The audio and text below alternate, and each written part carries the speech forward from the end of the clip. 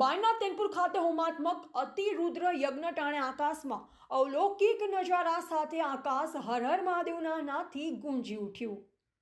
બાળના તેનપુરમાં તારીખ 9/11/2024થી તારીખ 13/11/2024 સુધી 5 દિવસીય અતિરુદ્ર યજ્ઞ કરવામાં આવ્યો। યજ્ઞનો પ્રારંભ તારીખ 8/11/2024ના રોજ સાંજના 5 કલાકે કરવામાં આવ્યો હતો। યજ્ઞ દરમિયાન દિવસે યજ્ઞ વિધિ, પૂજન અને રાત્રિ દરમિયાન સુંદરકાંડ, રાસ ગરબા, સત્સંગ જેવા કાર્યક્રમો કરવામાં આવ્યા। તારીખ 13/11/2024ના રોજ પૂર્ણાહુતિ કરવામાં આવી।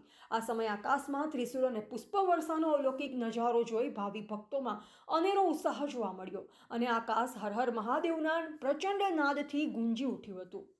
આ યજ્ઞમાં હજારોની સંખ્યામાં ભાવિ ભક્તો ઉમટી પડી યજ્ઞના દર્શન કરી ધન્યતા અનુભવી હતી।